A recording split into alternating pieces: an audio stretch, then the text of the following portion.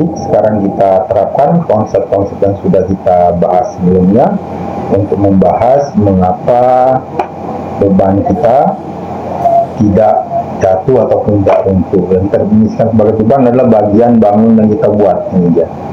Ini sebagai beban, kemudian ini sebagai tiangnya. Nah, mengapa beban ini tidak bergerak? Kalau kita lihat ya kan, bebannya tidak berpindah, berarti dia berada dalam keseimbangan translasi. Suatu benda dinyatakan berada dalam keseimbangan translasi itu jika total gaya yang bekerja pada benda tadi sama dengan 0, maka benda akan tetap diam atau bergerak dengan kecepatan tetap. Artinya dia akan bergerak, kecepatannya sama, baik besar maupun arahnya. Dia berada dalam keseimbangan translasi. Jadi kalau untuk melihat translasi, kalau kita ingin melihat apakah benda berada dalam keseimbangan translasi, kita lihat apakah total gaya yang bekerja sama dengan 0 atau tidak. Kalau dia sama dengan 0 berarti dia berada dalam keseimbangan translasi. Untuk kasus kita, karena kita bahas dia keseimbangan statis, maka bagian yang bergeraknya tidak kita amati. Jadi kita lihat bendanya tetap diam, dia dalam keseimbangan. Nah, sekarang kita lihat ya kan bahwa di benda ini tadi kita definisikan bagian beban itu ada pusat massa, yaitu pusat massa beban. Kemudian di pusat massa tadi bekerja gaya gravitasi. Ini gaya gravitasi yang bekerja di seluruh bagian beban, tapi dia seolah-olah ditempatkan berada di pusat massa, dengan massa total juga berada di pusat massa. Maka ini adalah gaya gravitasi total pada beban. Kita beri simbol MB dikalikan G. Ini posisinya kitanya perkiraannya adik-adik. Nah, karena tiangnya bentuknya seperti ini, maka kira-kira dia akan ada dekat-dekat dengan badan tiang. Maka gaya gravitasi yang bekerja pada tiang ini akan sama dengan massa total tiang dikalikan dengan percepatan gravitasi. Ini ada beban, bebannya akan disanggah, dia ditahan oleh rantai.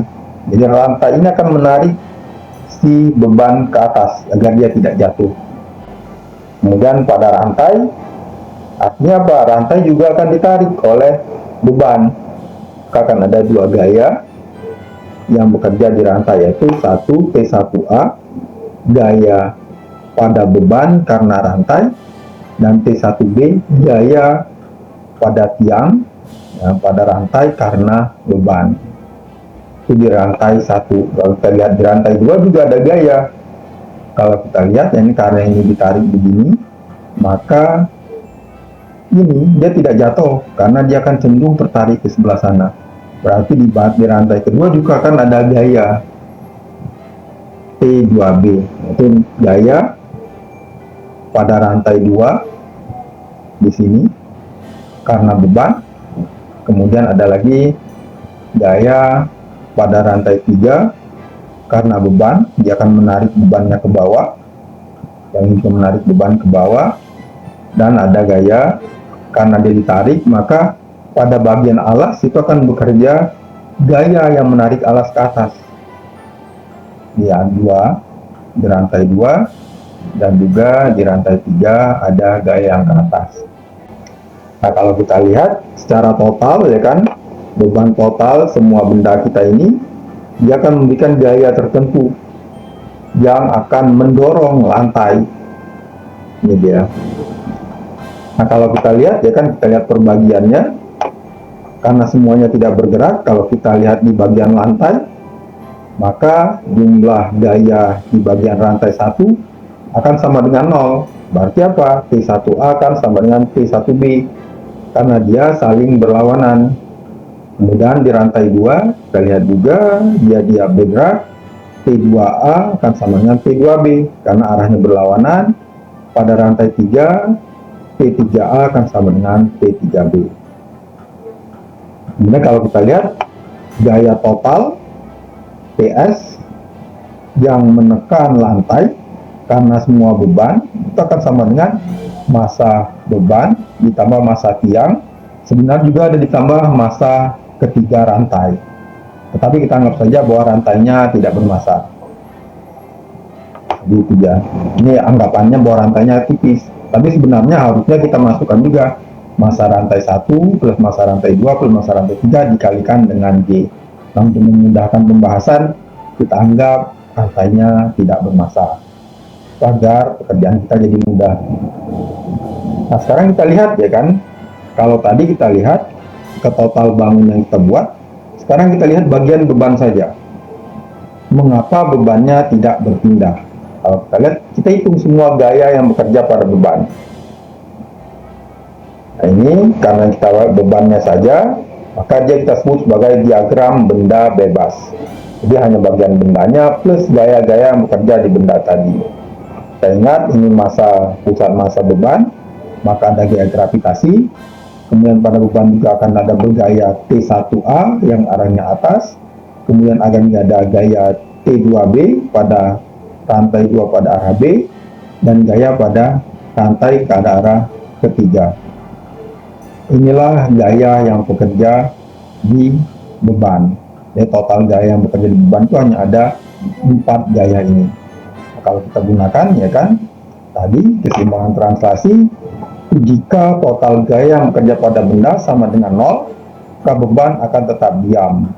Untuk kasus kita dia diam ya kan, maka dia tetap diam karena keseimbangan statis. Jadi kalau kita total, kalau kita lihat arahnya berbeda ini. Yang ini ke bawah, 2 ini ke bawah, 2 ini ke bawah, yang 1 ke atas. Jadi kalau kita simpulkan arahnya kan berlawanan. Yang ketiga ini berlawanan dengan T2A. Nah, kalau kita definisikan ke atas sebagai arah positif, ke bawah itu arah negatif, kita akan dapatkan total gaya sigma, jumlah semua gaya sama dengan 0, maka yang kita dapatkan ya kan, karena definisinya harusnya T1A minus MBG minus T2B minus T3B sama dengan 0. Kemudian kalau kita olah secara matematika, tanda minus kita kali tanda minus, kita akan dapatkan MBG ya kan, dikurang T1A ditambah T2B ditambah T3B. Kita tambahkan 3 ini karena dia searah, yang ini berlawanan arah, dia harus sama dengan 0. Itu keseimbangan, maka bendanya berada dalam keseimbangan, dia tetap diam karena total gaya bekerja sama dengan 0. Nah, sekarang kita lihat ya kan, ini tidak bergerak. Nah, apakah benda akan berpindah? Ya, bagaimana benda berpindah? Sekarang kita lihat ya kan, kondisi seimbang ini sama dengan 0. Kondisinya tadi jadi begini, minus ya kan, karena arah ke bawah, kita nggak benar ikut tanda yang benar. Kalau asal ke atas, kita lihat bagaimana kalau rantai 1 kita putus. Nah, rantai 1 kita putus, di sini tidak ada gayanya. Jadi T1A tidak ada atau sama dengan 0. Maka kita akan dapatkan formula kita akan begini, minus MBG minus T2 minus T3G kurang dari 0. Berarti kalau ini sama dengan 0 ya kan, kalau ini kita buang, maka total ini akan kurang dari 0. Nah, artinya total gaya yang bekerja pada badan ini tidak sama dengan 0. Berarti apa? Badannya akan bergerak. Artinya apa? Artinya ada gaya total yang bekerja ke bawah. Jadi sigma F kurang dari 0 berarti bendanya akan tidak seimbang ya kan?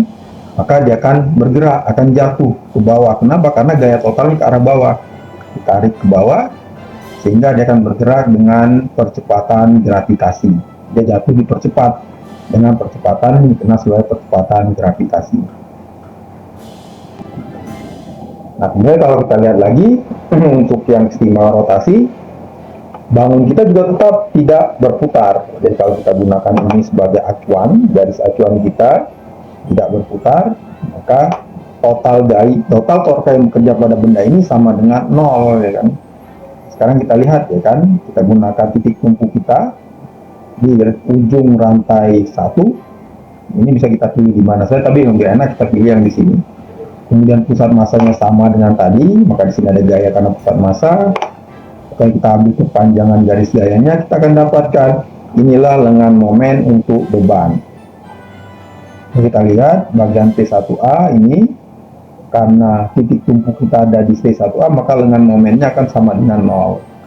Kemudian kita ambil juga gaya kedua yang arahnya ke bawah pada rantai kedua. Kemudian kita tahu tadi perpanjangannya, jarak antara rantai kedua, perpanjangan dari segi rantai kedua ke titik tumpu kita anggap sebagai dia adalah lengan momen untuk rantai kedua, itu kita beri simbol T2B. Kemudian untuk rantai 3 ada T3B, kita ambil perpanjangan dan kita dapat inilah lengan momennya, kita beri simbol T3B. Nah sekarang kita semua semuanya lengan momen diukur relatif terhadap titik tumpu. Sekarang kita hitung ya kan, kalau benda yang tetap maka total gaya atau total torka yang bekerja pada benda relatif terhadap suatu titik tumpu tertentu akan sama dengan 0. Nah karena kita pilih titik tumpu ini, maka total torkanya adalah ini, torka karena beban plus torka karena yang satu ini, gaya 1, torka karena gaya kedua, torka karena gaya ketiga. Baru kita hitung, kita masukkan lengan momennya, kita dapat yang ini ke bawah, kan kalau kita anggap ini, untuk memudahkan kita anggap ke bawah itu sebagai positif karena dia akan memutar berlawanan dengan perputaran jarum jam, MBG dikalikan DB, kemudian untuk yang T1A itu 0, karena D-nya 0, kemudian ini baru T2B minus D2 minus T3B dikalikan D3B. Jadi ini minus T2B dikalikan D2. Jadi kita lihat inilah total torka yang bekerja, yaitu MBG dikalikan DB minus T2B D2B minus T3B D2B ini sama dengan 0. Nah dalam kondisi ini karena torka totalnya 0, dia seimbang. Maka bangun tidak bergerak, tidak berputar relatif terhadap tumbu putar di sini. Nah kita lihat sekarang, ya kan, ini kondisi seimbang yang kita dapatkan tadi.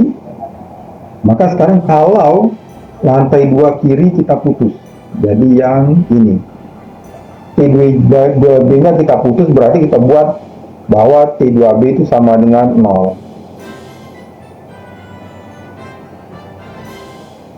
Nah ketika T2B-nya sama dengan 0, ini 0, tidak ada gaya. Maka kalau ini sama dengan 0, ininya kita buang, bagian MBG DB minus T3B akan lebih dari 0. Berarti torka total yang bekerja di badan ini dia lebih dari 0. Arahnya mana? Arahnya akan memutar, dia berlawanan dengan perputaran jarum jam. 0 lebih dari 0, dia akan berputar. Ini tidak seimbang. Berarti dia akan berputar berlawanan dengan arah jarum jam. Sini dia. Itu dia untuk tidak seimbang. Jadi kalau dia putus satu, dia akan berputar, cenderung berputar begitu.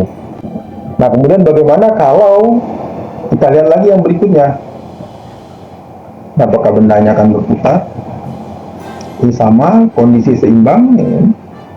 Yang tadi kita catat lagi biar kita ingat bahwa MBG dikalikan DB minus T2B dikalikan DB minus T3B dikalikan DB sama dengan 0. Nah, bagaimana kalau rantai kanan yang kita putus? Rantai 3. Kalau rantai 3 yang diputus, T3B sama dengan 0. Ini dia. Artinya tidak ada gaya yang bekerja di sini. Maka kalau kita gunakan ini akan kita dapatkan MBG dikalikan DB minus T2B DB kan lebih dari 0. Mengapa begitu? Karena dia 0, dia sama dengan 0 kalau ini dikurang. Kalau ini dibuang, maka dia akan lebih dari 0. Ini dia. Kalau dia lebih dari 0 berarti akan ada torka total yang memutar benda ini. Kan? Lebih dari 0 berarti dia tidak seimbang, sehingga benda juga akan berputar berlawanan dengan arah jarum jam. Dia akan berputar ke sana. Mengapa? Itu karena torka positif kita anggap ke kanan, torka negatif akan memberikan putaran torka positif kita anggap memberikan putaran berlawanan jarum jam, torka negatif memberikan putaran searah dengan jarum jam. Itu kasus kedua. Kasus ketiga ya kan, kita lihat lagi kondisi seimbang, semua gaya ada dengan tadi. Nah sekarang kalau kita putus gaya di rantai 2 kiri dan rantai 3 yang di kanan. Jadi di sini gayanya kita buat 0. Di 0, kemudian di 3B-nya 0. Nah kita akan dapatkan ini dikurangi sama dengan 0. Berarti kalau ininya 0, ini akan lebih dari 0. Nah, berarti sama dengan tadi, torka total lebih dari 0, maka bangun ini akan berputar berlawanan dengan perputaran jarum jam. Nah, dari sini kita dapatkan bahwa kondisi keseimbangan adalah, ya kan, benda dinyatakan seimbang jika total gaya yang bekerja pada satu benda sama dengan 0. Benda akan tetap diam atau bergerak dengan kecepatan tetap. Untuk kasus kita, karena keseimbangan statis, jika total gaya yang bekerja pada suatu benda sama dengan 0, benda berada dalam keseimbangan statis, artinya dia akan tetap diam.